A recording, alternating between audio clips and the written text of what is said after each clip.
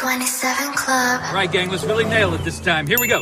A 1, a 2, a 1, 2, 3, 4. Been in this shit for some years, I ain't never left. Nigga try to save his life like he's scared of death. I got Hillstar on my body, bitch, I'm heaven sent. Hey, this UP ain't nothing, we on fellowship. Been in this shit for some years, I ain't never left. Nigga try to save his life like he's scared of death. I got Hillstar on my body, bitch, I'm heaven sent. Hey, this UP ain't nothing, we on fellowship. Florida Lee on my top, this a Saints hat. This the third, can't be been in here, J-Cat. Nigga tryna steal the sauce, yeah, I hate that. But I ain't make the rules, I can't change that. New bottle, new wine, yeah, I can't crack. Look, flag on the play, they grabbing face masks. Niggas always saving hoes where your cape at. The only killer that you know without no face tag. Hell yeah, my bitch bad, Proverbs 31, yeah. This is not a drill, I be 30'd up, yeah. He about to crack the sky, you better hurry up. It's all bad when you see us hang that jersey up. It's mad brick, I got the blick with my cover on. He a fed, he a op, got his cover blown. Look, I'm really outside without no scully on. It's one West, bitch, I'm on with my brothers on. He got ranked, then he left, he broke another oath. I got the plate, we about to take another zone. They was sleeping on the team, now they comatose. Left his brother out to dry, I guess he wanna fold. Put the oil on his head, that's another soul. I try to tell him we a pro, don't do this shit at home. She unhappy, left her man, she a 3 or 4. He try to justify that shit, he broke the penal code. Been in this shit for some years, I ain't never left. Nigga try to save his life like he's scared of death. I got Hillstar on my body, bitch, I'm heaven sent. Hey, this UP ain't nothing, we on fellowship. Been in this shit for some years, I ain't never left. Nigga try to save his life like he's scared of death. I got Hillstar on my body, bitch, I'm heaven sent. Hey, this UP ain't nothing, we on fellowship. Gotta watch these niggas, they be cointel. LeBron ain't never killed nobody, but I know he will. It's on me everywhere I go, yeah, that's the holy seal. My niggas itching when it's up, you better not touch a chair. Ooh, I'm with the extra, that's off the back. He ain't loyal to his brothers, how you follow that? She either working with her hands or she off her bag. Broke bitches, yeah, they done that give me a heart attack. You see the banner above my head, I'm a part of that. These niggas cowards, pussies, we don't want no parts in that. They let our warrior out of prison, he ain't going back. And don't be speaking on the truth, cause we with all of that. Look, before they started dissing, they was fans first. You will never catch me digging in no man purse.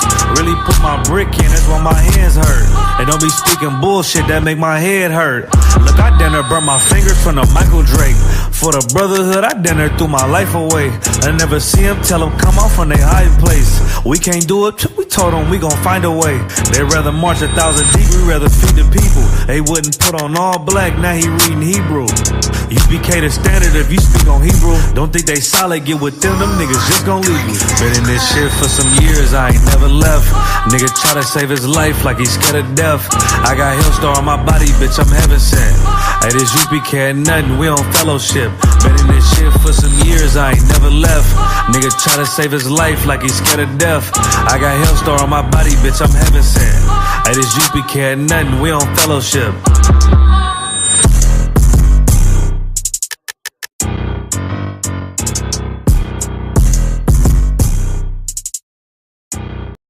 Seriously, you're looking for a Christ man, the one who's knowing it with the Lord, with the Spirit of the Lord, to do His will.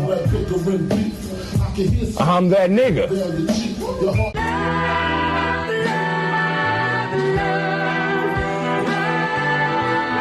One West, 125th Street. Look, y'all put y'all faith in presidents like they gon' change this country. Run the league and let y'all play cause y'all gon' make them money. Fuck Obama, he ain't come here on cargo slave ship. What the fuck he do for blacks in his administration? I'm waiting, patient like a saint.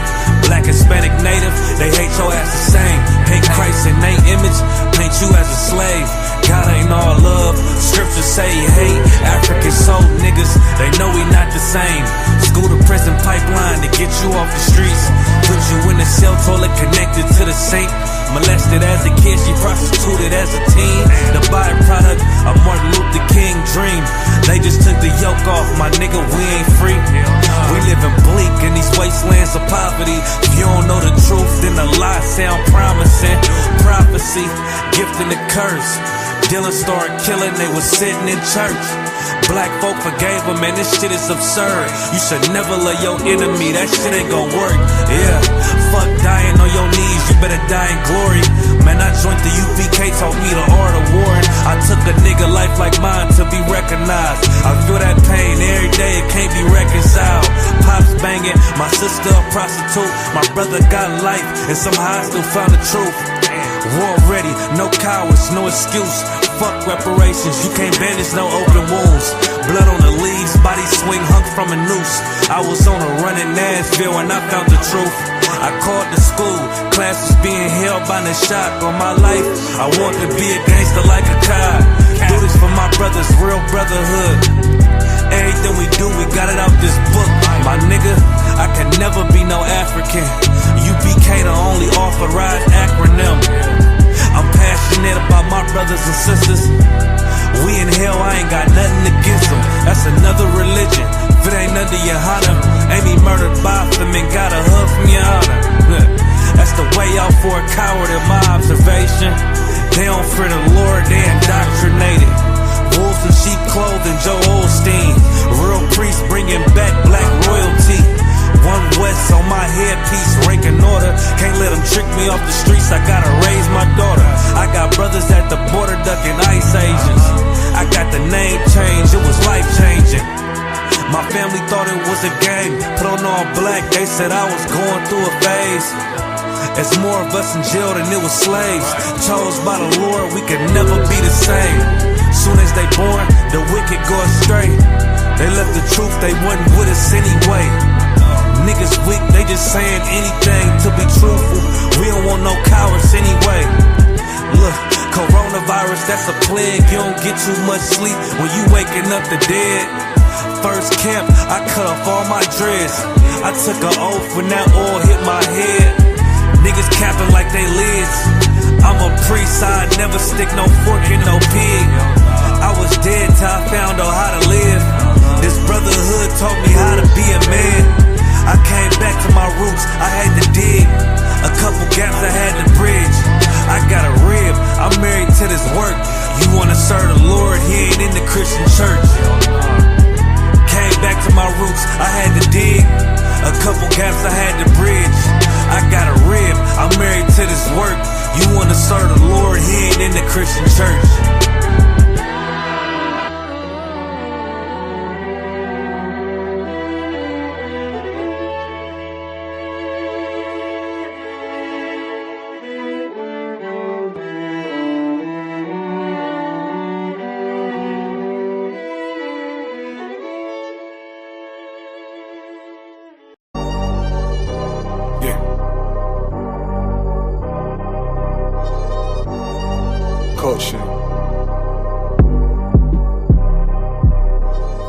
Wave that one West, cover out that window. Let them know I'm coming with my kinfolk. Red letter, ski mask on, but I don't really ski though. Bullets bald head like they going through chemo. I slide on them Tony Hawk type. Better get your thoughts right. Jumping high on walls, this ain't Fortnite. Red dot, it kinda make it way too easy for a headshot. I put you under wing, it turned into a headlock. I told my niggas think it's time to put the pressure on. You bring that paper, told her throw a little extra on. We go to war and see a murder one, you murder two, it ain't the same degree. Better up it to a capital offense for them dollars, but it really don't make sense. Guns behind tents with some liquor and we riding down the freeway. Slide on them, spin the block and replay, so we slide again. You know my position, I'm on standby. Ain't no competition, it's a landslide. Oh, you a rider, motherfucker, ride again. You said you slide on them, nigga, slide again. Niggas claim they hot, but we been fried. If they ain't one of mine, so they ain't tied. Oh, you a rider, motherfucker, ride again. You said you slide on them, nigga, slide We got this mapped out. Niggas selling wolf tickets, not living what they rap out. said he gon' ride, too emotional, he'll crash out. And I ain't boxing, wrestle with this cannon, you gon' tap out. 100 troopers in the building, turn this shit into a blackout. We both come from the mother, why you tryna do me dirty? He cut himself off, we let him rock, he ain't worthy. You playing ball courts, throwing number like a jersey. While niggas folded like origami, I kept it sturdy. Told my son he got the blood of a king, he ain't got a word. They gon' cross you like a Christian, it's better to learn this early. They be watching, tryna copy, asking questions, tryna learn me. I ain't in the back and forth if the business don't concern me. Catch the wrath from my anger, I be tryna give a mercy. Ask the angels keep me covered, I'ma slide, they might have heard me. They playing with that fire, get too close, it's gonna burn me. We ain't never looking back, moving forward, it's the journey. You know my position, I'm on standby. Ain't no competition, it's a landslide. Oh, you a rider, motherfucker, ride again. You said you slide on them, nigga, slide again. Niggas claim they hot, but we been fine. If they ain't one of mine, so they anti. Oh, you a rider, motherfucker, ride again. You said you slide on them, little nigga, I'm made. All these rappers soft, claim they all cut from a hold of a clove. I'm the one with the blade. Untamed gorilla, keep your hands out the cage. I be standing on they neck, one west to the grave. You can keep your mercy, nigga, I ain't worried. Revenge call me buddy love, I call her Miss Purdy. Nigga try to blitz, I'm going 730. I'ma shake the whole room like Big Shirty. Nigga say one war, it's whatever, buddy. Glock fully loaded, you know these letters bloody. Come for me, you a bitch, homie. Boy, I'm realer than your big homie. 144, yeah, the one and only. And you know I keep this blick on me. Bout to slam you like Mick Foley. I got that black out on my arm, play that bitch like a violin. Said me try me once, nigga, try again. You know my position, I'm on standby. Ain't no competition, it's a landslide. Oh, you a rider, motherfucker, ride again. You said you slide on them, nigga, slide again. Niggas claim they hot, but we been fine. If they ain't one of mine, so they anti. Oh, you a rider, motherfucker, ride again. You said you slide on them, nigga, slide again.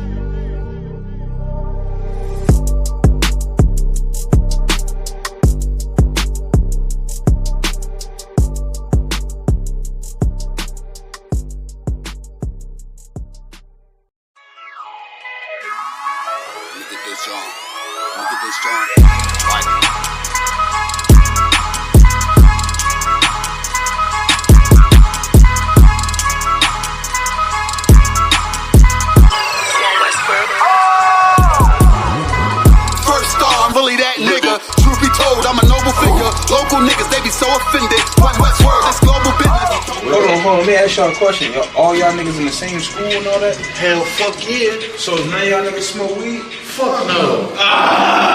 Don't fold if you say you win it. I was molded to it, now fit it. Can't control, this the highest limit. Killer shit, but this an honest living. Gotta get it, ain't no time for wishing. The time is now, better pay attention. In my city, you can feel the tension. A terror squad, no pun intended. This ain't for you, but I recommend it. They know we coming, better clear the entrance. Shit get deep, but I keep digging. This how I look when you keep winning. Overtime, I had to take the hint. Shine bright, sit behind the tents. One-on-one, I ain't in the mix. Ain't what you thought, better get a glimpse. Came up from a pedal bike. Pressing brakes, I ain't never liked. Whole time I was taking risks. They don't play with me cause they know I'm nice. Round form, I ain't even started. Transform, I ain't here to bargain. You on watch, better move with caution. Chains on me, I don't do this often. No error, this shit flawless. Reach for it, you become a target. It ain't worth it, better keep walking. All I know is survival. All this fashion is tribal. Want the head of my rivals. This about to go viral. I say the word, then it's final. To get the moving like pronto. I'm just living my title. Do this shit with my eyes closed. All I know is survival. All this fashion is tribal. Want the head of my rivals. It's about to go viral. Say the word, then it's final. Get the moving like pronto. I'm just living my title. Do this shit with my eyes closed. Don't wanna hear all that street shit. Me and my niggas on defense. Wonder who I was in my past life. Don't even matter, that peep this. Remember the days when I was a trooper. Stay on the path and it won't confuse you. Bars all, I'm the one to do it. I roll on ace like a flight maneuver. Try to trick me, I ain't never moving. Camouflage, I can blend into it. They better ride, I don't do the Ubers. Let them talk, I don't hear the rumors. A little suffer ain't really nothing. The way I stomp it, better play the trumpet. You see me coming, better get the running. If they see me coming, better get the running. You ain't never seen it, you ain't never witnessed, you ain't never noticed, you ain't never focused. I was really waiting, I was really training. Sick and tired of being patient. I ain't never doubted this was in the making. Use what I got, not in the wasting. For rapping and singing, could Drake, but I run the bottle, so I gotta make it. This ain't rapping, it's a damn warning. Late night to the early morning. Got a vision, I planned it out. Try to stop me, but I kept going. I study plays, now I'm in the game, and it's all the same, but I had to change. You'll never crash if you in your lane. I can take the loss, cause it's all a game. Yo, what Casamigos mean in English? Drunk. All I know is survival. All this fashion is tribal. Want the head of my rival. This about to go viral. I say the word, then it's final. They get the moving like pronto. I'm just living my title.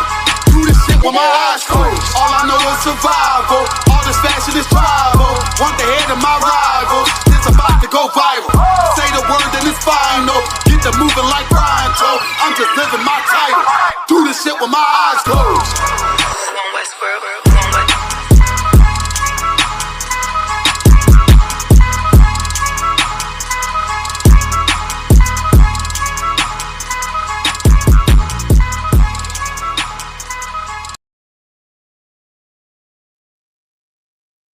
All right, Shalom Israel. We about to go live for Purim. Clap it up, clap it up. I'm just going to do one last thing. I'm going to add the Isupk headquarters Instagram channel. So if any of y'all are on Instagram, all of y'all should share it and follow. So I'm going to do that real quick, and then we're going to get into the class. We're going to break down the book of Purim, the book of Esther, the whole story, the history of Purim, the importance of how it ties together as we're watching our enemies implode all around us. We're about to get into it.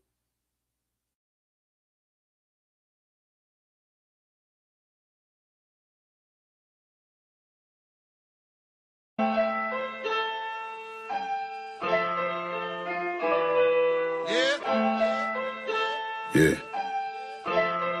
Cut this out, build the beat up. My title ring bells. That's ISUPK_HQ on Instagram. ISUPK_HQ.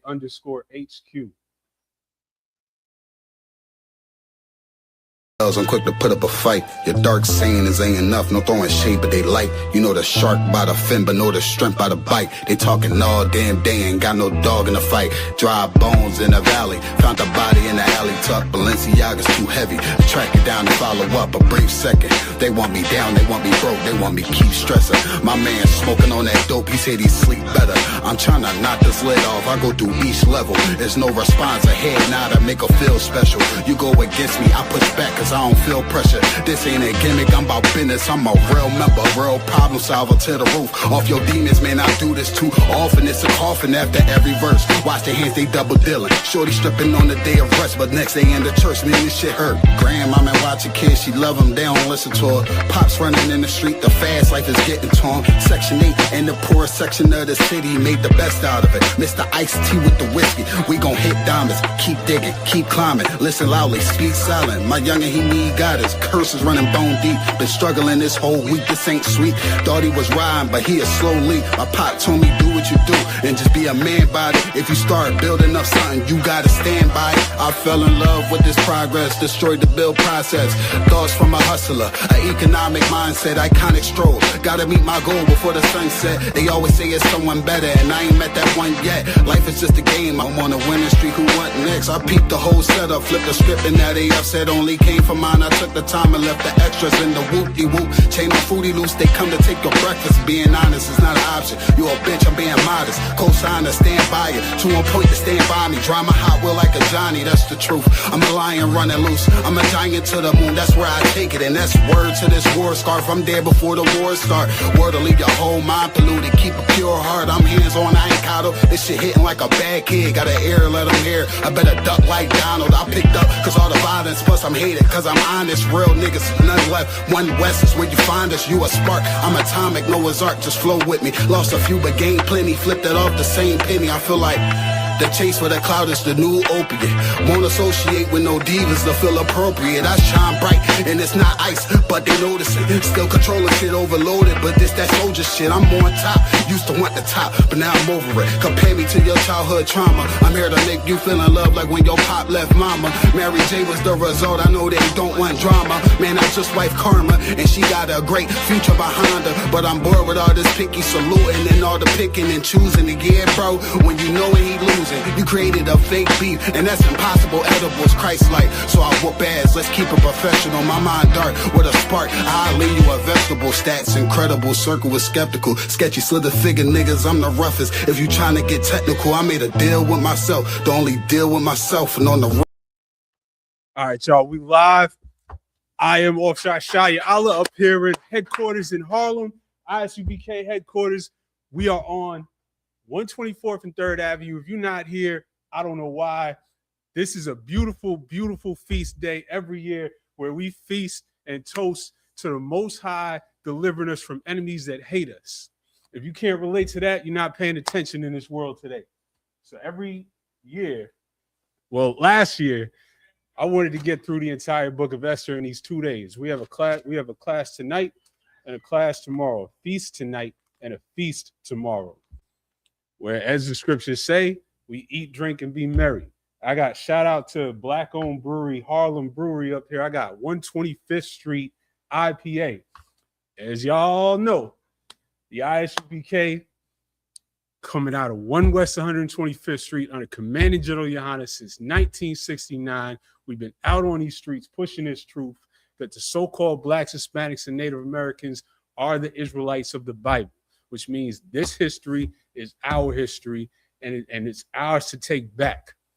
Because if you go outside right now, you're going to see the Ishman that calls himself the Jew running around in costumes, doing some type of bootleg Halloween.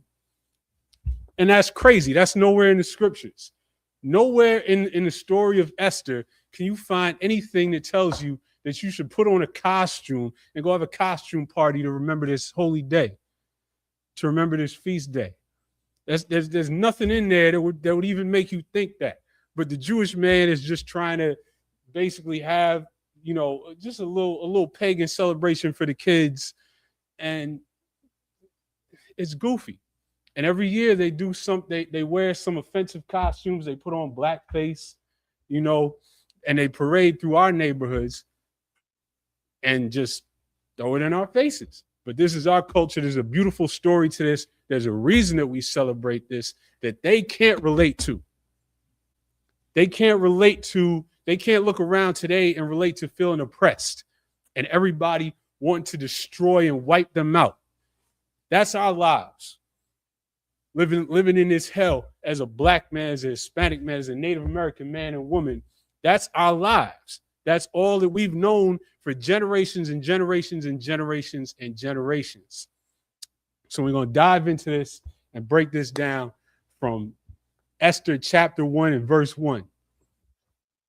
Now it came to pass in the days of Ahasuerus, this is Ahasuerus which reigned from India even unto Ethiopia, over 127 provinces. So this was a vast empire that we were at this point in we were brought there as slaves, we were brought there as captives, and that was the place, the role that we had. We were people in this empire that were not just like here in America. What do we constantly hear all the time? Treated like second-class citizens. That was our existence here. We were just, you know, we were brought there, and then they kind of looked at us like, why are y'all still here?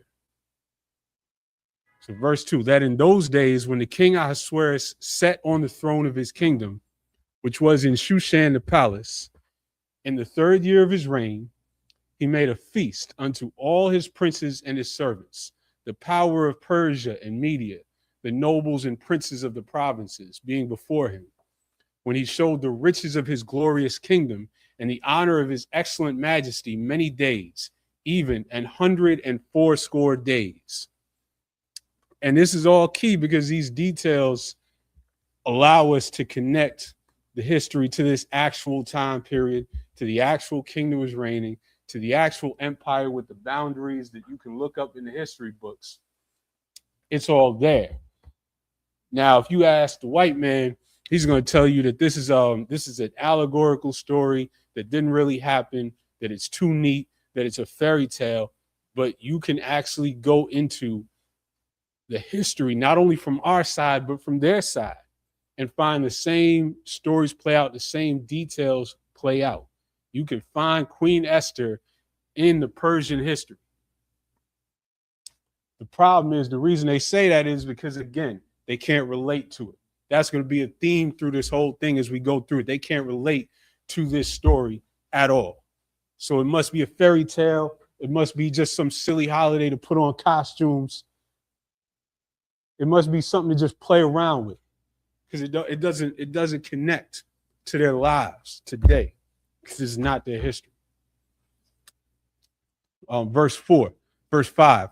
And when these days were expired, the king made a feast unto all the people that were present in Shushan the palace, both unto great and small, 7 days in the court of the garden of the king's palace, where were white, green, and blue hangings, fastened with cords of fine linen, and purple to silver rings and pillars of marble. The beds were of gold and silver, upon a pavement of red and blue, and white and black marble.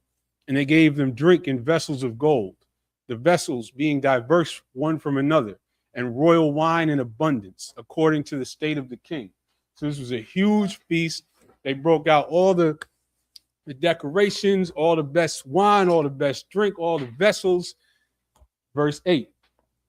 And the drinking was according to the law. None did compel, for so the king had appointed to all the officers of his house that they should do according to every man's pleasure. And this is going into the culture of the Persians. If you look up the way that they had their party, there was compelled drinking, but that didn't happen here. This was just the king throwing a feast. Verse 9. Also Vashti the queen made a feast for the women in the royal house, which belonged to King Ahasuerus.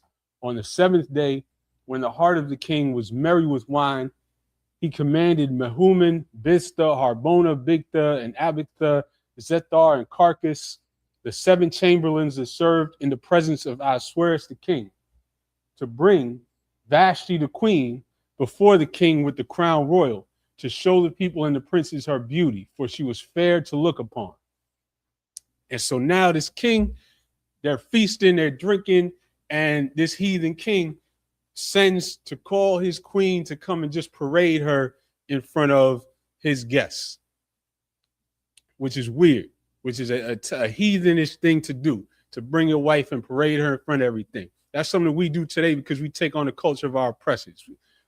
A man's wife is his private thing to enjoy. That's not for you to parade out there in front of other men. That's weird, and it's feminine, and it's homosexual. But this is what the king was doing. Verse 12. But the queen Vashti refused to come at the king's commandment by his chamberlains. Therefore was the king very wroth, and his anger burned in him. So for whatever reason, the queen said, "No, I don't want to come out and be paraded in front of these people." And the king took that to heart. Verse 13. Then the king said to the wise men which knew the times, for so was the king's manner toward all that knew law and judgment. And the next unto him was Karshina, Shethar, Admatha, Tarshish, Meres, Marsina, and Memucan, the 7 princes of Persia and Media, which saw the king's face and which set the first in the kingdom. What shall we do unto the queen Vashti according to law? Because she had not performed the commandment of the king Ahasuerus by the chamberlains.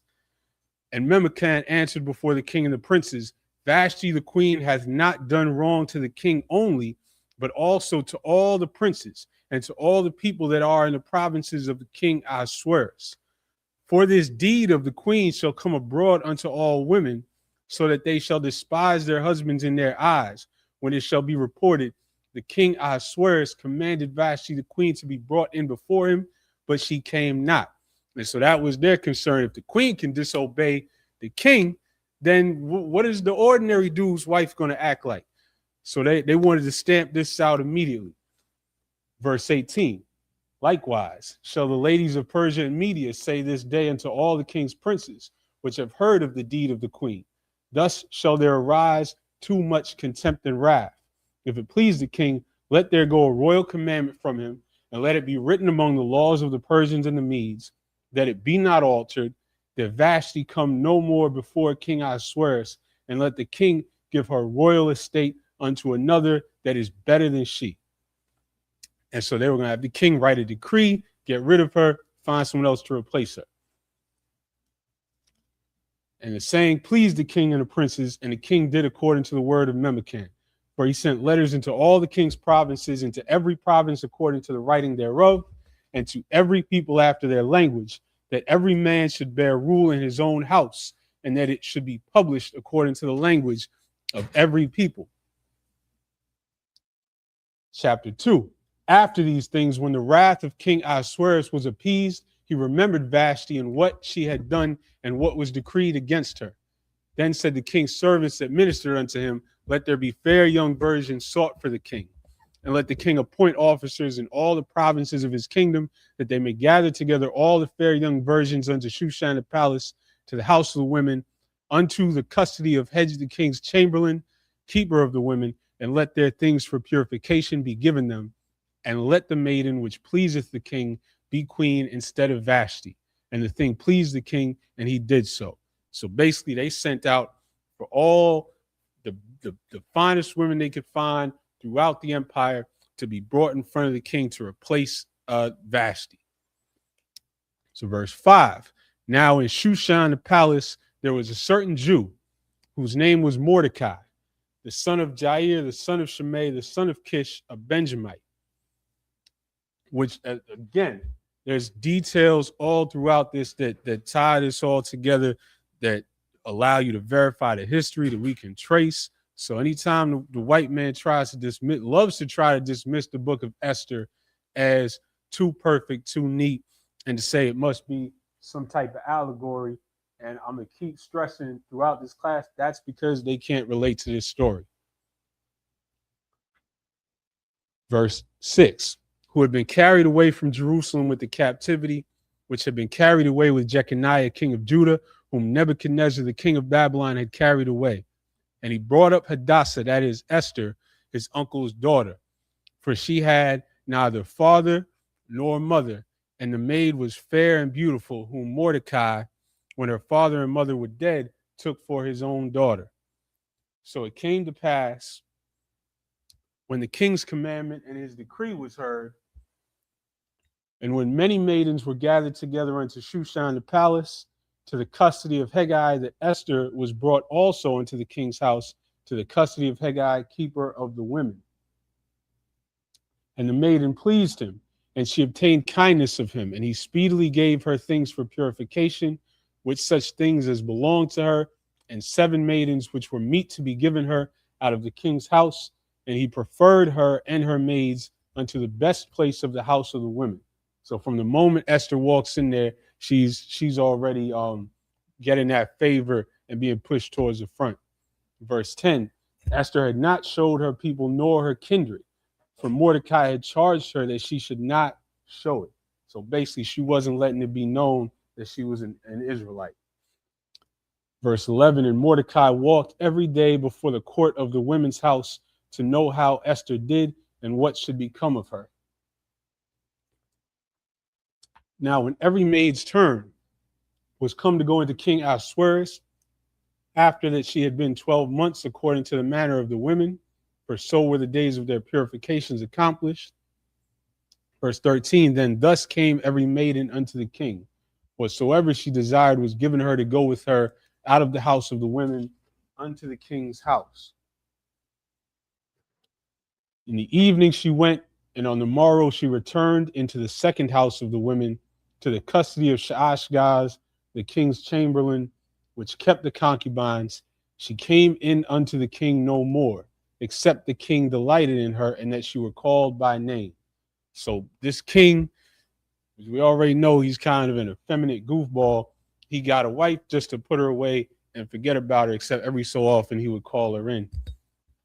Verse 15, now in the turn of Esther, the daughter of Abihail, the uncle of Mordecai, who had taken her for his daughter, was come in to go in unto the king. She required nothing but what Hegai, the king's chamberlain, the keeper of the women, appointed. And Esther obtained favor in the sight of all them that looked upon her. And all this favor, all this, the way that she's being moved through this process, this is all being ordained and set up by the Lord for the way this is going to end up. Verse 16, so Esther was taken unto King Ahasuerus into his house royal in the 10th month, which is the month Tebeth, in the 7th year of his reign. And the king loved Esther above all the women, and she obtained grace and favor in his sight more than all the virgins, so that he set the royal crown upon her head and made her queen instead of Vashti. Then the king made a great feast unto all his princes and his servants, even Esther's feast. And he made a release to the provinces and gave gifts according to the state of the king. And when the virgins were gathered together the second time, then Mordecai sat in the king's gate. Esther had not yet showed her kindred nor her people as Mordecai had charged her. For Esther did the commandment of Mordecai like as when she was brought up with him.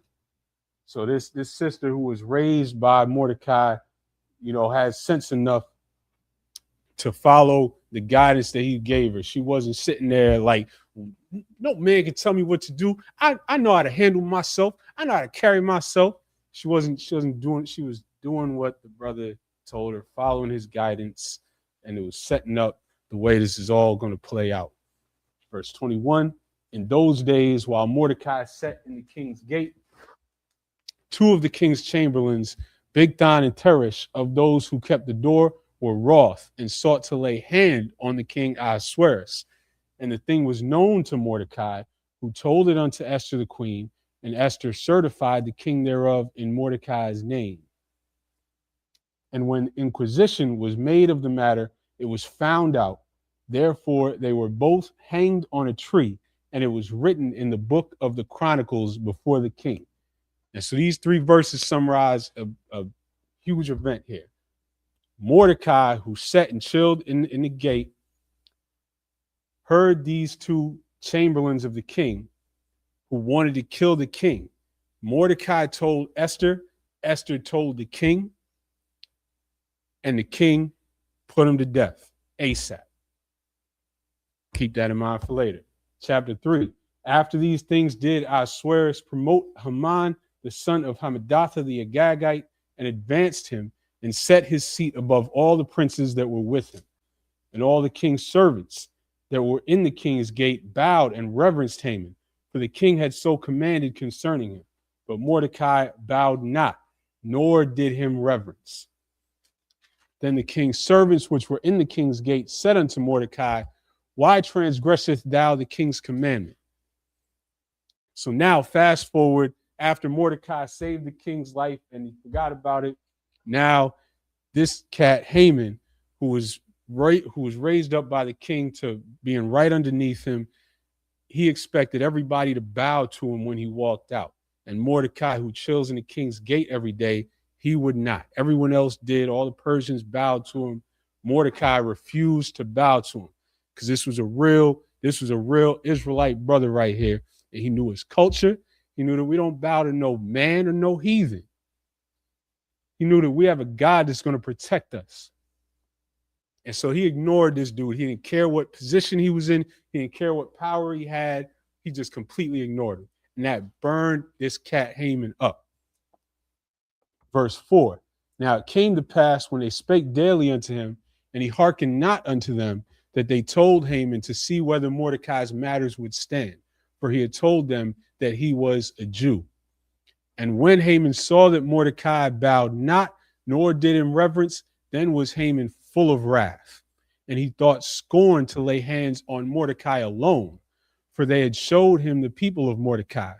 Wherefore Haman sought to destroy all the Jews that were throughout the whole kingdom of Ahasuerus, even the people of Mordecai.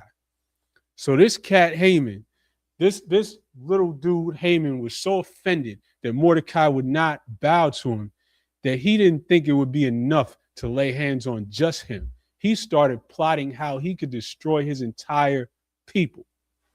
Verse 7, in the first month, that is the month Nisan, in the 12th year of King Ahasuerus, they cast pur, that is the lot, before Haman from day to day and from month to month to the 12th month, that is the month Adar. And that's where the word Purim comes from, which is lots. Purim is lots in the Hebrew. And Haman said unto King Ahasuerus, there is a certain people scattered abroad, and dispersed among the people in all the provinces of thy kingdom, and their laws are diverse from all people. Neither keep they the king's laws. Therefore, it is not for the king's profit to suffer them. If it please the king, let it be written that they may be destroyed. And I will pay 10,000 talents of silver to the hands of those that have the charge of the business to bring it into the king's treasuries. So now Haman is right up in the king's ear, just being a little slime ball. And he's saying, yo, there's a people in our kingdom that they have their own culture. They don't even follow your ways. So why we even keep them around? Let's get rid of them. If you get rid of them, I'll pay for the whole thing. So you'll get it. It'll come back to the kingdom. And he's just whispering all this right in the king's ear. Verse 10, and the king took his ring from his hand and gave it unto Haman, the son of Hammedatha the Agagite, the Jews' enemy. So the king giving him his ring, that's his seal. That's what now Haman can write a decree, seal it with the king's ring, and send it out. And like we read a couple of times, mentions of that it be not altered, because the Persians had a way of their law that once a decree went out, that was it. That even if the king signed it, the king can't just undo it like that. Once it went out, and so now Haman has the king's ring. He is the Jews' enemy. He is our enemy, and he wants to set it up so that we're all wiped out in one day. Verse 11, the king said unto Haman, the silver is given to thee, the people also, to do with them as it seemeth good to thee. Then were the king's scribes called on the 13th day of the first month, and there was written according to all that Haman had commanded unto the king's lieutenants, and to the governors that were over every province, and to the rulers of every people in every province, according to the writing thereof, and to every people after their language. In the name of King Ahasuerus was it written and sealed with the king's ring. And that's how easily, in 3 chapters, we've seen this king swayed by somebody getting in his ear like 4 or 5 times already. This guy is an idiot, and anybody that gets close enough to him can sway him. That don't remind you of something today? There's a ruler over this empire that's an idiot and that has advisors that hate us to the core. Y'all know this, right? All of Trump's advisors, from Stephen Miller, he used to have Steve Bannon up in there, Pete Hegseth, who renamed his title to the Secretary of War. Stephen Miller, who thinks that he's up there giving, I can't say the H word, but giving speeches from the leader of Germany in the 40s. They really, truly, from the bottom of their heart to their core, hate blacks and Hispanics. Everyone that's close to Donald Trump hates our people, wants to see us gone from America completely. Elon Musk is another one. They don't even hide it. And these are the cats that's right up in his ear. So this story is illustrating how quickly something can happen when you have a stupid ruler with people up in his ear close to him that hate us.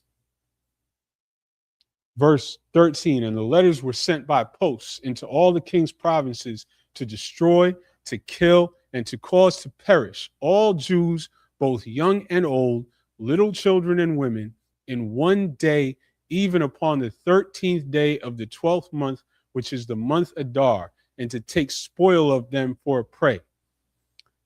And just like that, they sent a decree out to all across the empire. And you imagine the traveling of messages in these ancient times.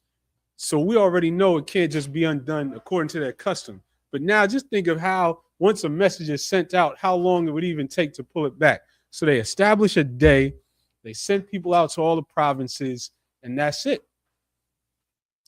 And that's supposed to be it.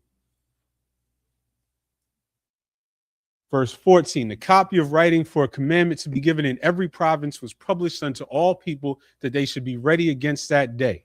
So now you imagine, and these are things that we can visualize so easy today. That's why I started out saying if you look up any of the white man's so-called scholars, they love to try and discredit the book of Esther. They love to try and say this is a fairy tale type story. This is an allegory, and it's so important to push back against that at every turn because they can't relate to this. They can't comprehend it. But this is our lives today. This is not even that far-fetched that a decree would go out that's just going to wipe us out in a day. Trump put decrees out to get rid of all the Mexicans in one day, sent ICE out all over the country, and all of a sudden we went from not even being able to comprehend this to federal officers on the streets of every city while the mayors are complaining, the governors they can't do anything about it. And they're just out there jumping out of unmarked SUVs and basically kidnapping people. That happened like that. This is real life. Chapter 4.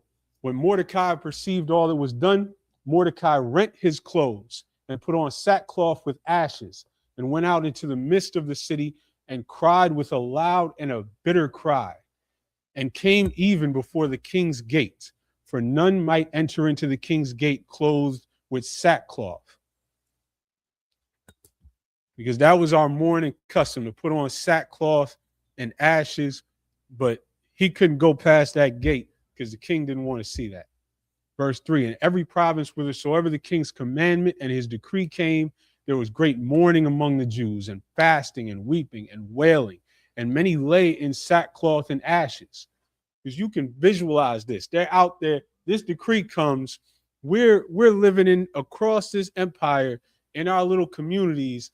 Everybody else already looks down on us, hates us. Now a decree comes out that a day is coming in a few weeks, months, whatever it was, that they can just wipe us out. Now we're looking around our communities like, what are we going to do? Just pack up and leave overnight? This is real life. This really came down, and the whole communities were just in disbelief, in mourning, no idea what to do. Verse 4, so Esther's maids and her chamberlains came and told it her. Then was the queen exceedingly grieved, and she sent raiment to clothe Mordecai and to take away his sackcloth from him, but he received it not. Then called Esther for Hatach, one of the king's chamberlains, whom he had appointed to attend to her. Shout out to everybody joining on the Instagram Live too. To attend to her, and gave him a commandment to Mordecai to know what it was and why it was. So Hatach went forth to Mordecai unto the street of the city, which was before the king's gate, and Mordecai told him of all that had happened unto him, and of the sum of the money that Haman had promised to pay to the king's treasuries for the Jews to destroy them. Also he gave him the copy of the writing of the decree that was given at Shushan, to destroy them, to show it unto Esther, and to declare it unto her, and to charge her that she should go in unto the king to make supplication unto him, and to make requests before him for her people. So he's giving her the full rundown. He's letting her know how she's going to handle this. And again, she follows the guidance of this brother wisely. Verse 9, and Hatach came and told Esther the words of Mordecai. Again, Esther spake unto Hatach and gave him commandment unto Mordecai. All the king's servants and the people of the king's provinces do know that whosoever, whether man or woman, shall come unto the king in the inner court, who is not called, there is one law of his to put him to death, except such to whom the king shall hold out the golden scepter, that he may live. But I have not been called to come in unto the king these 30 days. Again, the king is a goofy. The king got a wife that he just locks up and forgets about. He lets anybody get in his ear and tell him what to do. He has this custom that if somebody comes that he didn't call, either he holds out the golden scepter or they get it on the spot. And so that's the risk that Esther will be taking to go into him to speak to plead on behalf of her people. If he doesn't hold up that gold scepter, if he's in a bad mood, because we can already see he's just a moody, temperate, he gets drunk, he's a goofy. So if he's in a bad mood, he don't hold out that golden scepter, Esther's done. That's the risk. That's the setup.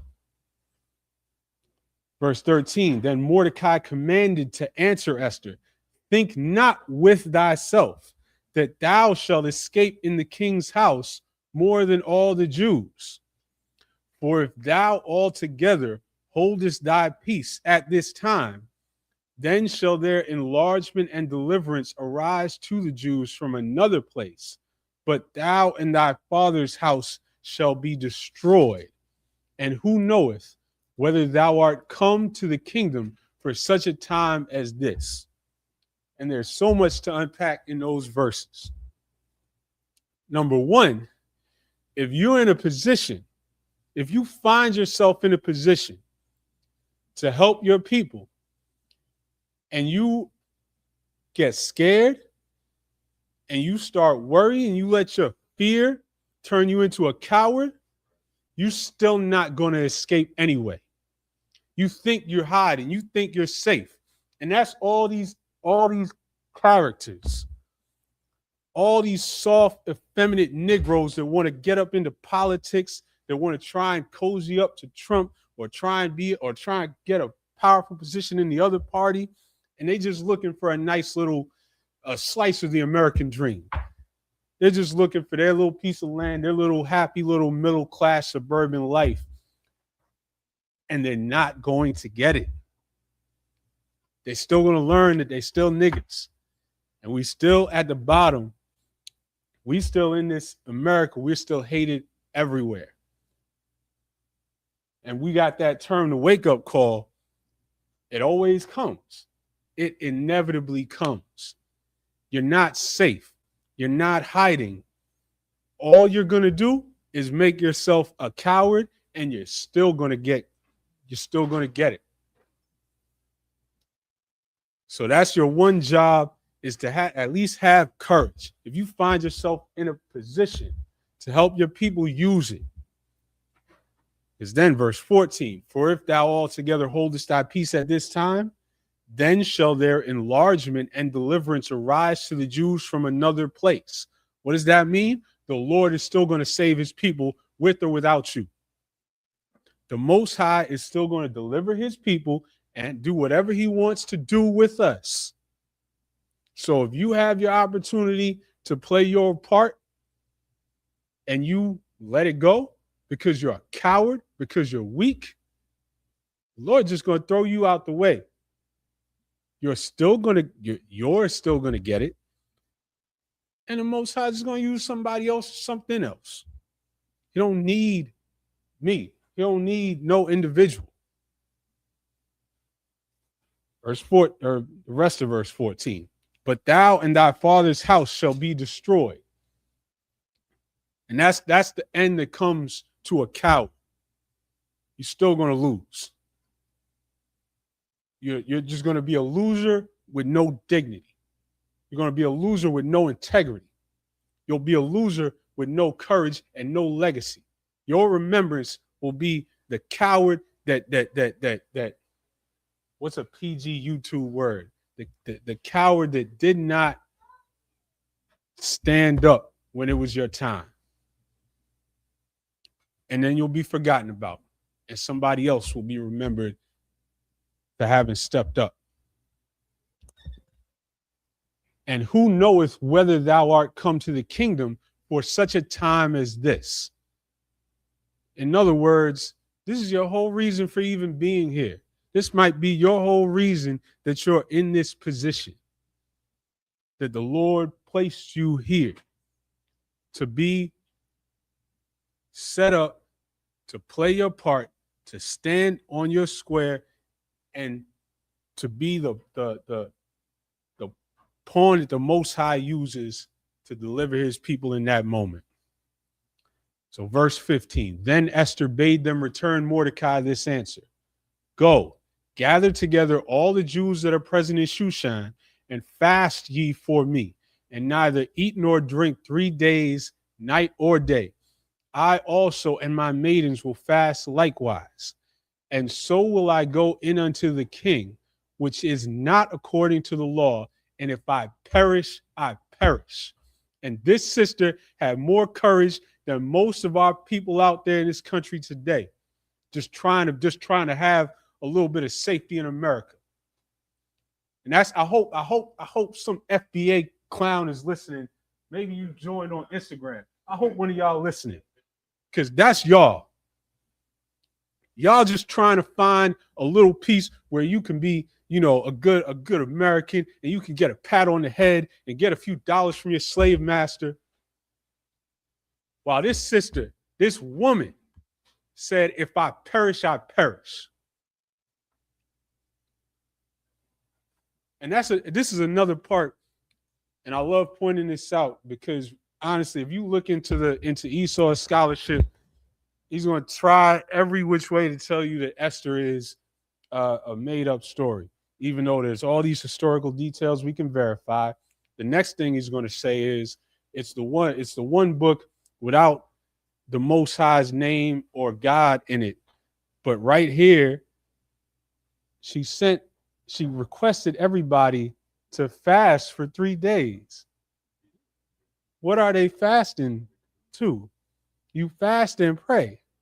What is the point of fasting if you're not praying? This is clear. This is obvious. They don't need to say the word God if she's fasting, if everyone is fasting for 3 days and nights. Verse 17, so Mordecai went his way and did according to all that Esther had commanded him.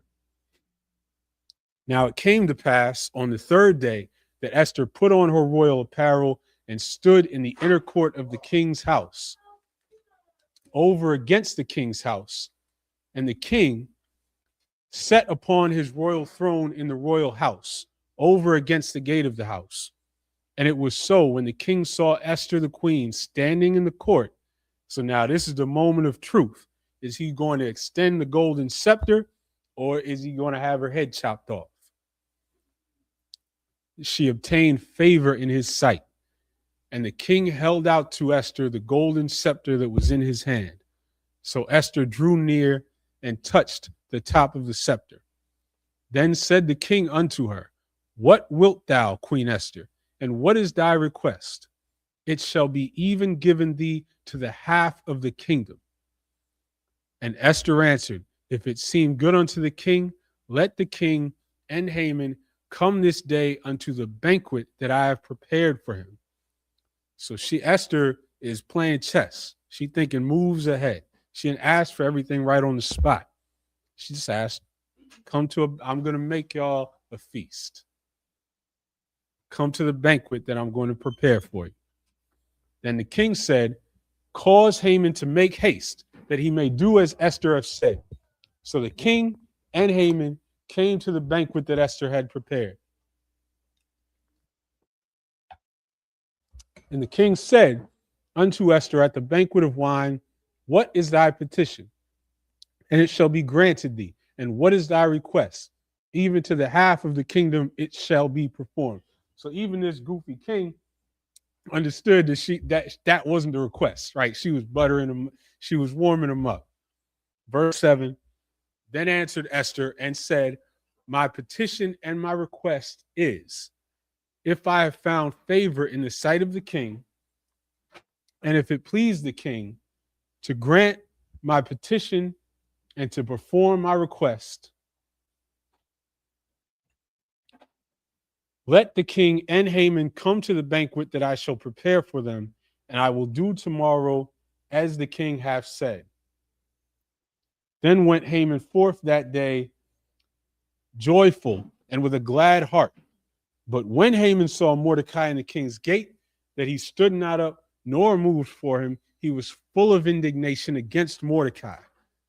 Nevertheless, Haman refrained himself, which, by the way, even that is beautiful, because now they're in the middle of trying to undo this decree that's about to put every Israelite in this empire to death. And Mordecai still let this dude walk by him and ignored him and refused to bow to him. That's standing on business. That's a real man. This entire book, this entire story is about courage. It's about finding yourself in a position to either cower or to stand on what you know we're supposed to do as Israelites, on how we're supposed to follow the Most High, serve the Most High, and be righteous. And this is about knowing that you're risking it all and still standing on your square. Verse 9, verse 11. And Haman told them of the glory of his riches and the multitude of his children and all the things wherein the king had promoted him, and how he had advanced himself above the princes and servants of the king. So this is this type of dude this guy is. This is the little small man that was so offended that Mordecai wouldn't bow to him. After he leaves, he calls all his friends. He calls his wife just to tell him how great he is, just to tell him how amazing he is, that he was elevated, that he was right under the king. He thinks he's so special for this, and he just wants everybody to worship him and admire him.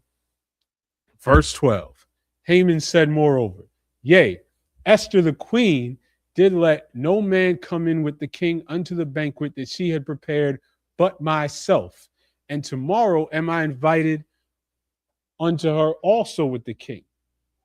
So this guy who's so easily, his head is so easily pumped up, he thinks he's special because he's invited to this banquet. He don't see it coming. Verse 13, yet all this availeth me nothing, so long as I see Mordecai the Jew sitting at the king's gate. So all this, he's got basically carte blanche in the empire. He has the king's ring, and he don't care about any of it if Mordecai won't bow to him. Verse 14, then said Zeresh his wife and all his friends unto him, let a gallows be made of 50 cubits high, and tomorrow speak thou unto the king that Mordecai may be hanged thereon. Then go thou in merrily with the king unto the banquet. And the thing pleased Haman, and he caused the gallows to be made. And so now it's another twist. Now they're trying to hang Mordecai before Esther even gets to the banquet. Chapter 6, verse 1. On that night could not the king sleep, and he commanded to bring the book of records of the chronicles, and they were read before the king. And so this, when I was a kid, I saw, and I never watched this, but I happened to see this one episode of that show, Veggie Tales, and they did the whole Esther story. And the one thing they got right, they made the king goofy as hell. And this is who this cat is. And he's just sitting there. He can't sleep. He's got them bringing in his records and just reading them to him. Verse 2. And it was found written that Mordecai had told of Bigthana and Teresh, two of the king's chamberlains, the keepers of the door, who sought to lay hand on the king Ahasuerus. So remember, we went over this a few chapters ago, but the king had completely forgotten about it. Verse 3, and the king said, what honor and dignity hath been done to Mordecai for this? Then said the king's servants that ministered unto him, there is nothing done for him. And the king said, who is in the court? Now Haman was come into the outward court of the king's house to speak unto the king to hang Mordecai on the gallows that he had prepared for him. So Haman left his friends and his wife, had the gallows built. He was walking into the king's court to tell the king to hang Mordecai. At that moment, the king is reading about how Mordecai saved his life and saying, did we honor this guy for saving my life? So now he's having them bring Haman in.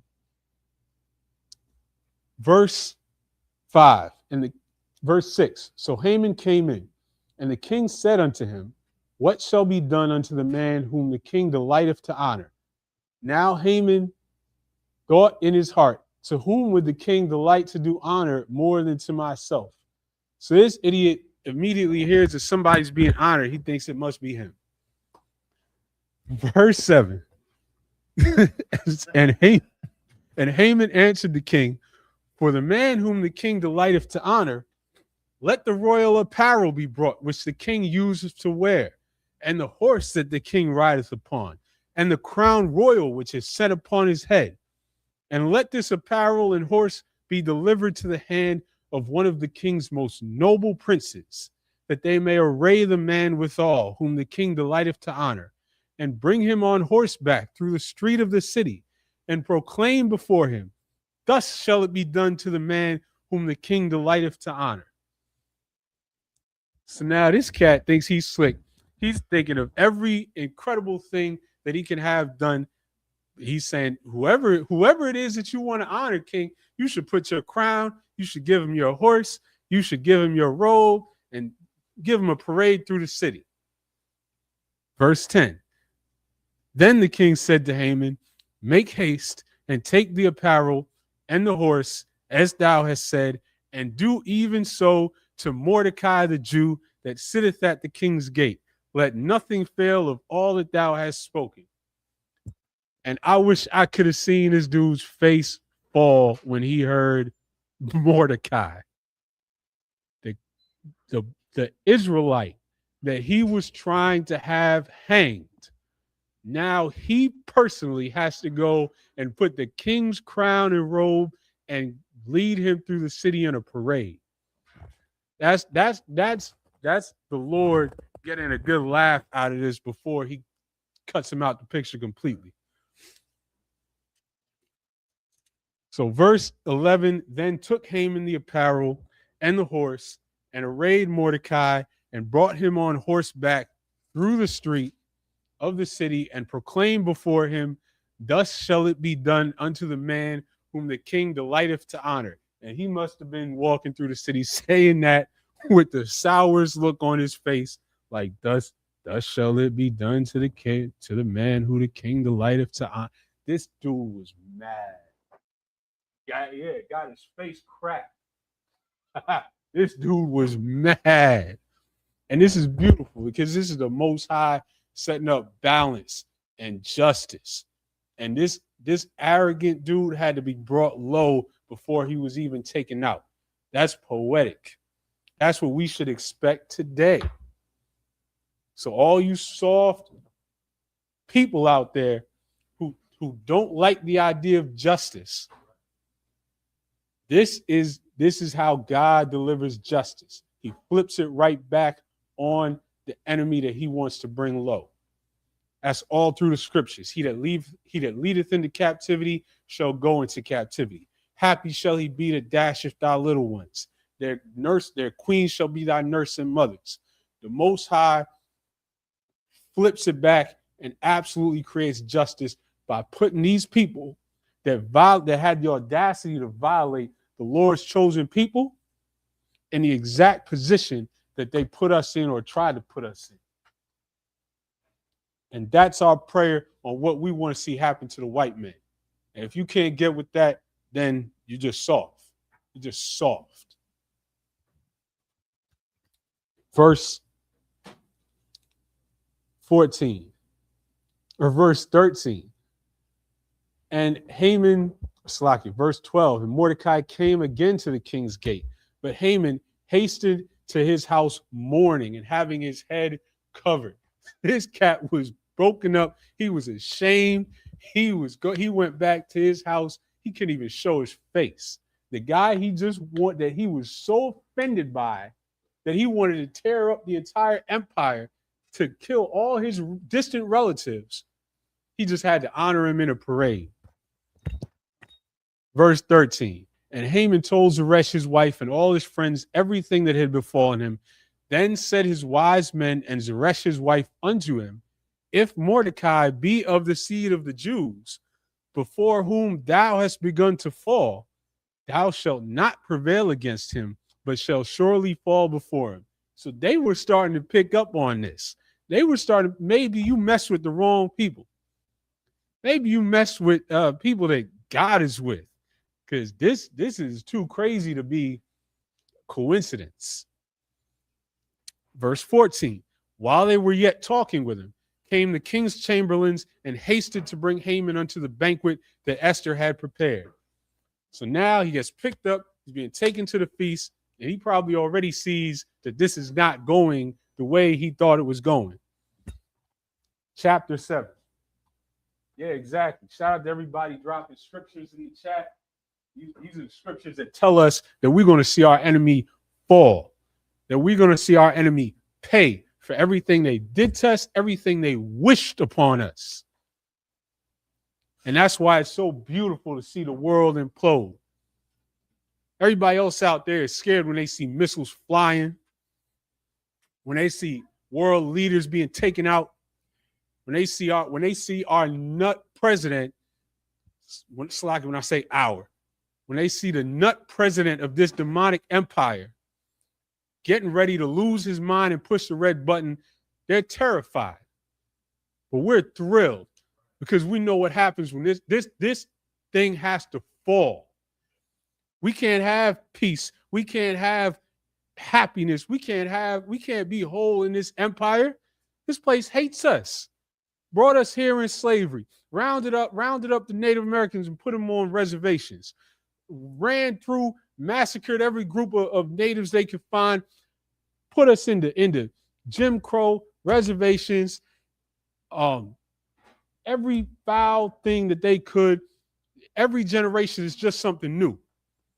Whether it's the cops running up through our neighborhoods. There's just recently another major story in the NYPD and the abuse that they've been inflicting on blacks and Hispanics. There was just a big story on a federal investigation into some Louisiana police forces. This is constant.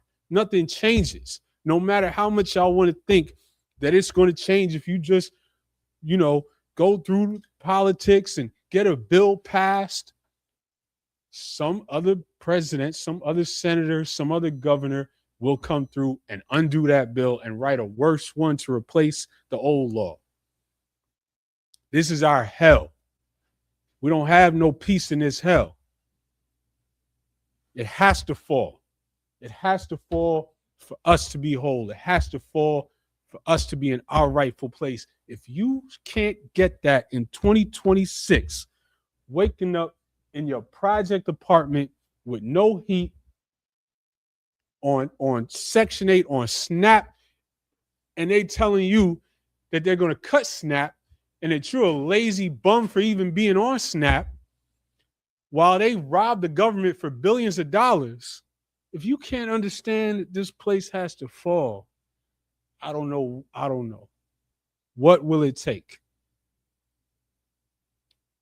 Which on that note, at 9 o'clock, after we finish this, Commanding General Yohana will be going live on Black Watch and breaking down everything going on in the world, everything going on with Iran, with Trump, what's happening next, because this is, for our deliverance to come, our enemies have to fall. And that's a thing of beauty to watch it happen.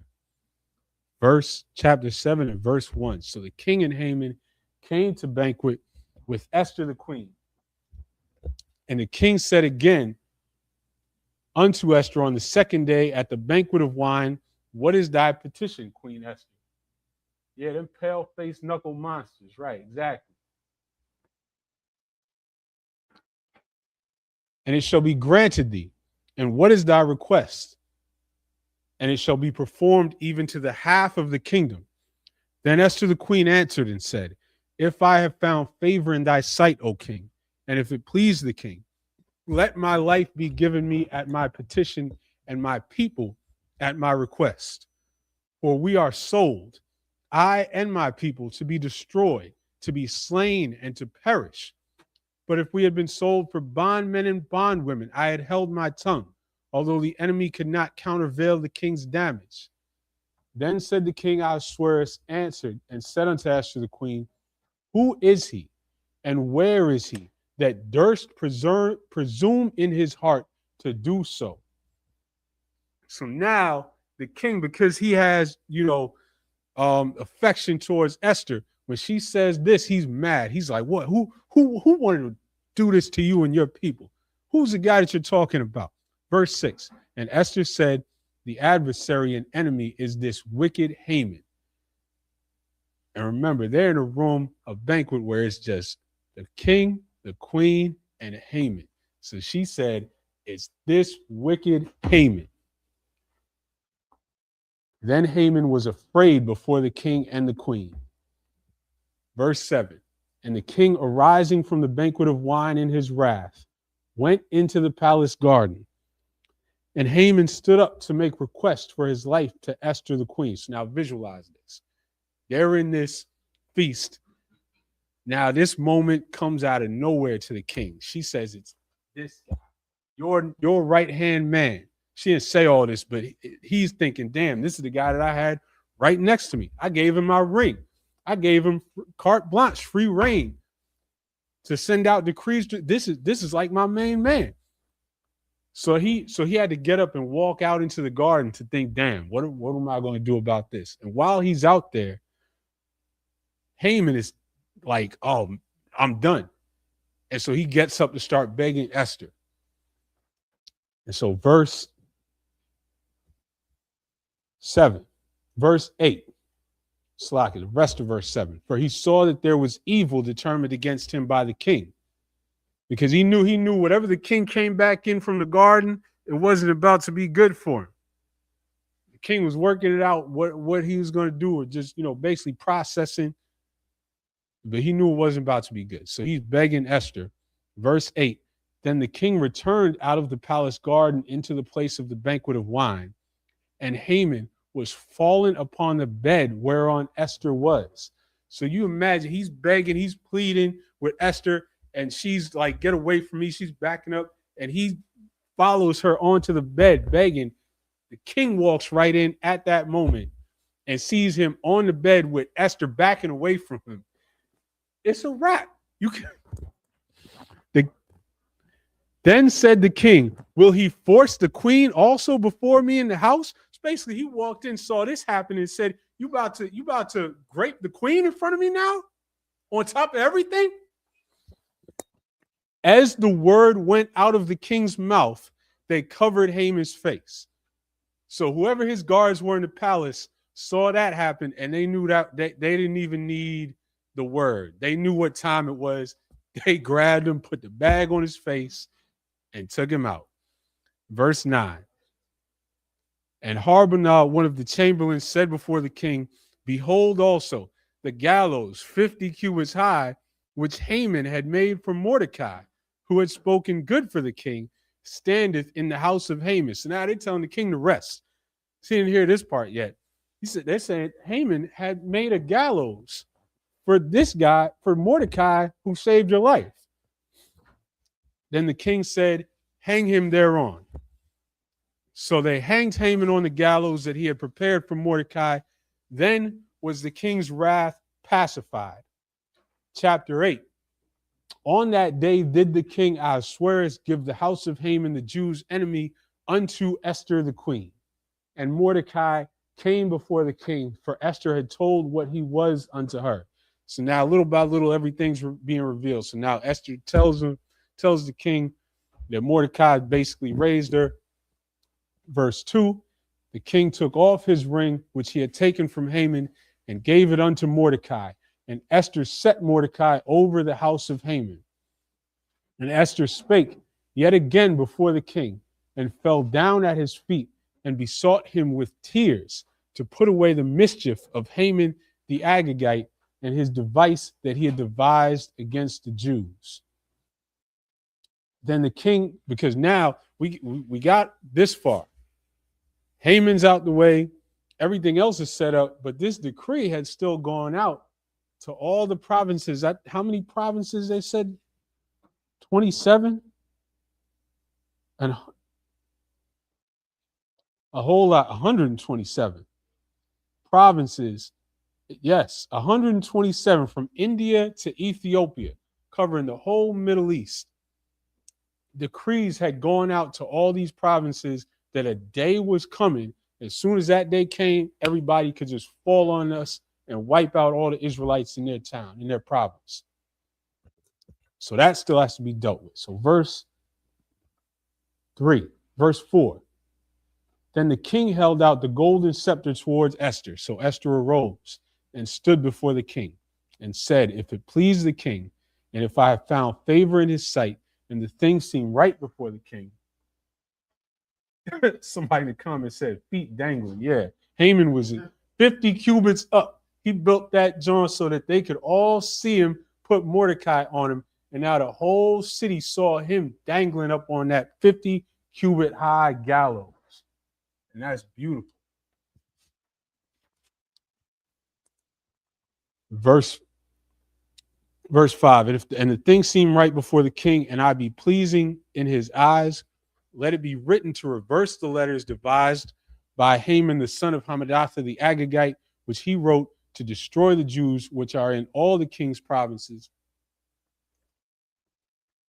For how can I endure to see the evil that shall come unto my people? Or how can I endure to see the destruction of my kindred? Then the king Ahasuerus said unto Esther the queen and to Mordecai the Jew, behold, I have given Esther the house of Haman, and him they have hanged upon the gallows, because he laid his hand upon the Jews.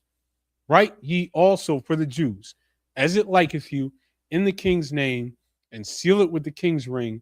For the writing which is written in the king's name and sealed with the king's ring may no man reverse. Then were the king's scribes called at that time in the 3rd month, that is the month Sivan, on the 23rd day thereof. And it was written according to all that Mordecai commanded unto the Jews and to the lieutenants and the deputies and rulers of the provinces which are from India unto Ethiopia, and 127 provinces, unto every province according to the writing thereof, and unto every people after their language, and to the Jews according to their writing and according to their language. And he wrote in the king Ahasuerus' name and sealed it with the king's ring, and sent letters by posts on horseback and riders on mules, camels, and young dromedaries, wherein the king granted the Jews which were in every city to gather themselves together and to stand for their life, to destroy, to slay, and to cause to perish all the power of the people and province that would assault them, both little ones and women, and to take the spoil of them for a prey. Upon one day in all the provinces of King Ahasuerus, namely upon the 13th day of the 12th month, which is the month Adar. So that same day that they sent out decrees that anybody in those provinces could just wipe us out, now the decree is, okay, all the Israelites in all these provinces on this day, they have full verification from the king that they can defend themselves in any way they see fit, and they can get y'all first, your women and your children, whoever think to lay a hand on them, they can take y'all out. Verse 13, the copy of the writing for a commandment to be given in every province was published unto all people, and that the Jews should be ready against that day to avenge themselves on their enemies. So the posts that rode upon mules and camels went out, being hastened and pressed on by the king's commandment. And the decree was given at Shushan the palace. And Mordecai went out from the presence of the king in royal apparel of blue and white, and with a great crown of gold, and with a garment of fine linen and purple. And the city of Shushan rejoiced and was glad. The Jews had light and gladness and joy and honor, and in every province and in every city, whithersoever the king's commandment and his decree came, the Jews had joy and gladness, a feast and a good day. And many of the people of the land became Jews, for the fear of the Jews fell upon them. Which, of course, don't get confused or twisted up by that. That means that they wanted to be like us. That don't mean they could. But they saw the power. They saw that the Most High was with us, and they just wanted to latch on any way they could. Chapter 9. Now in the 12th month, that is, in the month Adar, on the 13th day of the same, when the king's commandment and his decree drew near to be put in execution, in the day that the enemies of the Jews hoped to have power over them, though it was turned to the contrary, that the Jews had rule over them that hated them. The Jews gathered themselves together in their cities throughout all the provinces of the king Ahasuerus to lay hand on such as sought their hurt, and no man could withstand them, for the fear of them fell upon all people. And I just want y'all to try and visualize this being the Ishman. Do you think that no man could withstand them and the fear of them fell upon all people? Have you seen these people? The so-called Jewish man ain't putting no fear on nobody. The government of Israel, sure, because they have the money of the whole world paying for any weapon their heart can conceive of. But if you just take a group of them, already the minority, and you just see a group of them, you're gonna be scared of them? You're gonna be scared of them little they're some of the most effeminate looking people on the planet Earth. They look half R word. They have to this day, they have to test their genes before having children with their women to make sure, because they have so many genetic defects going on. They're not putting fear in nobody. This is not talking about the white man that calls himself the Jewish man. Every description that you hear, that you read of Israelites in the scriptures, tells you it's not them. This is obviously not them. When we get together, these words apply. When so-called blacks, Hispanics, and Native Americans get together, now you can see somebody saying, no man can withstand them. The fear of them fell upon all people. That's how they speak when a group of black men, when a group of Hispanic men get together. Verse 3, and all the rulers of the provinces and the lieutenants and the deputies and officers of the king helped the Jews, because the fear of Mordecai fell upon them. So now to add to that, they're all seeing who the Lord is with. They're seeing these things are not coincidences. Verse 4, for Mordecai was great in the king's house, and his fame went out throughout all the provinces. For this man Mordecai waxed greater and greater. Thus the Jews smote all their enemies with the stroke of the sword, and slaughter and destruction, and did what they would unto those that hated them. Anybody in any of these provinces, from India to Ethiopia, that was stupid enough to still try us, got slaughtered, got wiped out. They said they did what they would. You know what that means? That means somebody's trying to kill you. You just playing with them. You just whooping them, dragging them through the streets. They did what they would unto them. They said, you had the audacity to try me. Imagine just visualize it. Verse 6, and in Shushan the palace, the Jews slew and destroyed 500 men. And Parshandatha, and Dalphon, and Aspatha, and Paratha, and Adalia, and Aradatha, and Parmashtha, and Arisai, and Aradai, and Vajistatha, the 10 sons of Haman, the son of Hamadatha, the enemy of the Jews, slew they. But on the spoil laid they not their hand. On that day, the number of those that were slain in Shushan the palace was brought before the king. And the king said unto Esther the queen, the Jews have slain and destroyed 500 men in Shushan the palace, and the 10 sons of Haman. What have they done in the rest of the king's provinces? Now what is thy petition, and it shall be granted thee? Or what is thy request further, and it shall be done? So he's looking at the carnage. They executed 500 of these heathens right in front of the king's palace, that he could step out in his balcony and see. He's saying, what, I can imagine what's going on in India and Ethiopia and everywhere else. What is it you want? I'll give you whatever you want. That's what he's saying to Esther at this point. Verse 13, yeah. Yeah, when you dig a ditch for someone, you dig yours deeper and you fall in it. Verse 15. Verse 13. Then said Esther, if it please the king, let it be granted to the Jews which are in Shushan to do tomorrow also according unto this day's decree, and let Haman's 10 sons be hanged upon the gallows.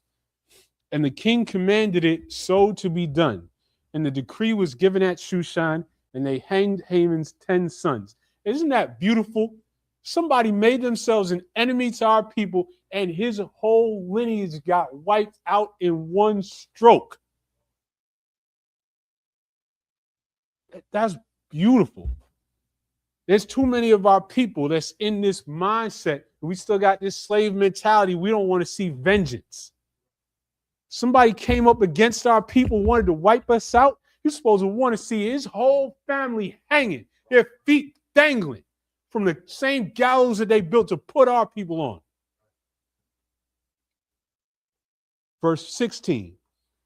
But the other Jews that were in the king's provinces gathered themselves together and stood for their lives and had rest from their enemies and slew of their foes 75,000. But they laid not their hands on the prey. On the 13th day of the month Adar, and on the 14th day of the same rested day, and made it a day of feasting and gladness. And that's what we're doing to this day. 2 days of feasting and gladness, remembering the Most High, delivering us from our enemies, destroying and humiliating and humbling our enemies, and giving us enough rest to kick back and have a feast. And like the scriptures say, to eat, drink, and be merry. That's beautiful. That's beautiful. Verse 18. But the Jews that were at Shushan assembled together on the 13th day thereof, and on the 14th thereof, and on the 15th day of the same, they rested and made it a day of feasting and gladness. Shout out to that. Verse 19. Therefore, the Jews of the villages that dwelt in the unwalled towns made the 14th day of the month of Adar a day of gladness and feasting, and a good day, and of sending portions one to another. And Mordecai wrote these things and sent letters unto all the Jews that were in all the provinces of the king Ahasuerus, both nigh and far, to establish this among them, that they should keep the 14th day of the month Adar and the 15th day of the same yearly. And that's what we're doing right now. And tomorrow we're going to be right back for another feast, because we don't party just for one day at a time.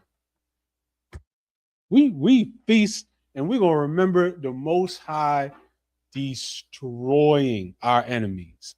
Because this is carnage. 75,000 bodies across the empire just for trying us, just for being the only 75,000 that were dumb enough to try us. Verse 22. As the days wherein the Jews rested from their enemies, and the month which was turned unto them from sorrow to joy, and from mourning into a good day, that they should make them days of feasting and joy, and of sending portions one to another, and gifts to the poor. And the Jews undertook to do as they had begun, and as Mordecai had written unto them, because Haman the son of Hammedatha, the Agagite, the enemy of all the Jews, had devised against the Jews to destroy them, and had cast pur, that is the lot, to consume them and to destroy them. But when Esther came before the king, he commanded by letters that his wicked device, which he devised against the Jews, should return upon his own head, that he and his sons should be hanged on the gallows. Wherefore they call these days Purim, after the name of Pur. So that's why we call this Purim. That's lots. That's the lots that they tried to cast to our destruction. Kind of. Matter of fact, let me pull it up in the Hebrew.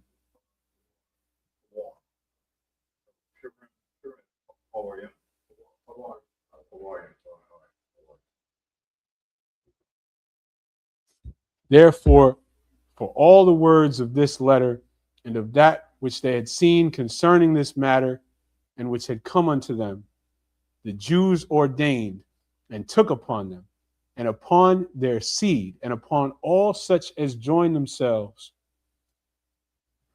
unto them, so as it should not fail, that they would keep these 2 days according to their writing and according to their appointed time every year, and that these days should be remembered and kept throughout every generation, every family, every province, and every city, and that these days of Purim should not fail from among the Jews, nor the memorial of them perish from their seed.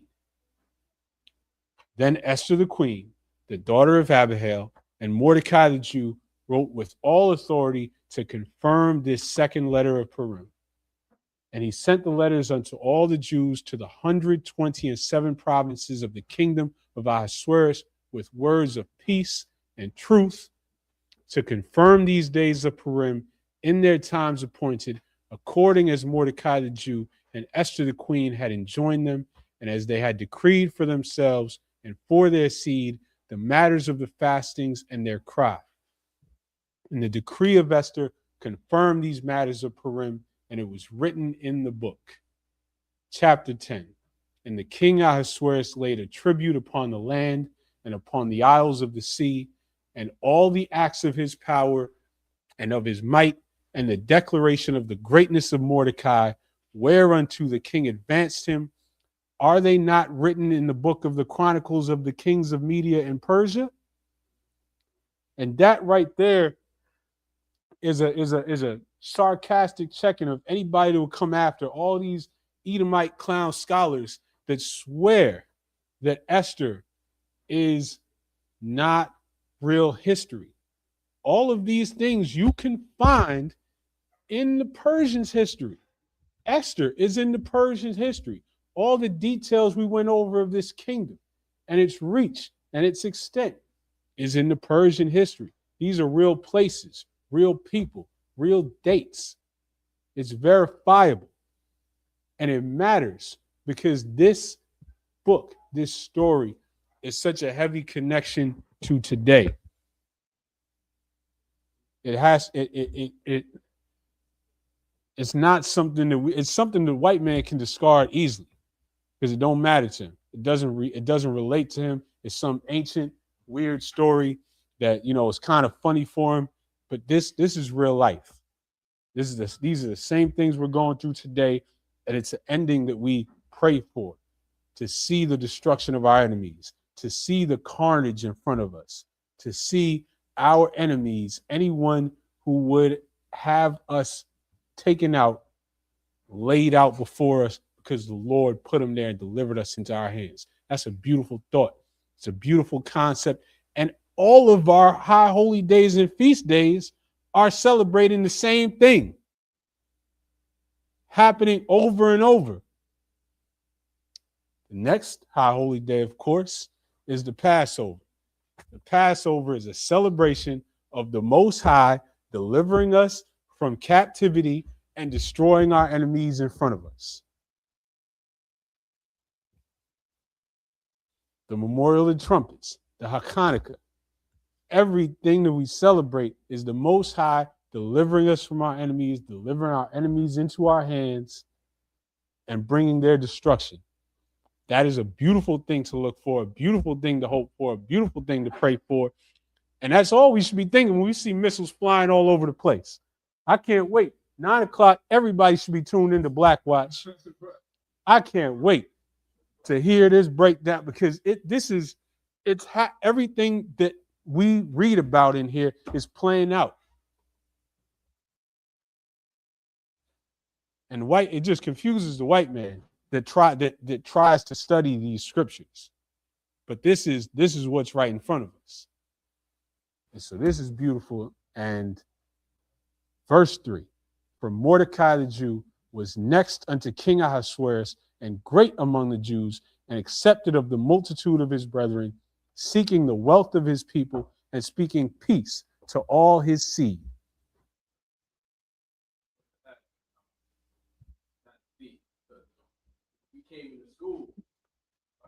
What I'm saying is that what you're saying is deep because we came into school, for in the hope to see these things. You know what I mean? To live to see, World War III that we heard about Commander Johanna and the men before him prophesy about. Because you got cats in other religions, and they live to to hope to see things that will never happen. Right. You know what I mean? So it's we believe in the right thing, and we're in the right place. You know what I mean? That's what I'm saying. 100%. That's a beautiful thing. It is beautiful to see this world fall apart, unless you like it. If you like living in America as a black or Hispanic man, you're a selfish coward and you're an idiot. But all that's beside the point. You're still wrong, and it's going to fall. It has to fall. It's a beautiful thing when this place falls, because it shows that the Most High cares about his people. A kingdom and an empire that oppresses and torments and hates and attacks the Lord's chosen people will not stand. And how could it be otherwise? This is beautiful. This story is beautiful. Mordecai, at the end of the story, Mordecai was elevated right next to the king. And this was, of course, for a time before the Lord delivered us out of the empire, out of the captivity. Of course, this is not the end. This is not the happy ending, the solution. This was the solution to that immediate situation. But we still had to be brought out of that captivity. We still were not content. And there's too many of our people that are content in this captivity, in this empire. But we're going to Baba Shah.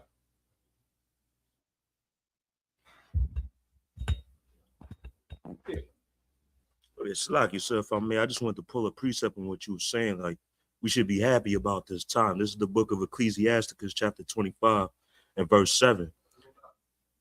It's like, there be 9 things which I have judged in my heart to be happy, and the 10th I will utter with my tongue. A man that had joy of his children, and he that lived to see the fall of his enemy. So it just be common sense to see the fall of your enemy and have vengeance. That's beautiful. That's beautiful. All we want to do is live to see the fall of our enemies. You don't want to die in America. You want to live to see this place be destroyed that did so much to our people and our ancestors. And this is beautiful. Any of y'all want to say anything? Well, we're going to be right back here tomorrow. We're going to go a little bit deeper. We managed to get from the start to the end of Esther. We're going to go delve deeper into the history and everything else tomorrow. 9 o'clock. Tune in right now to Black Watch, to Commander General Johanna and the generals. Going to break everything that's going on in the world today. And I'm sure they're going to tie it in together with Purim. In the meantime, eat, drink, and be merry. Shalom, Israel.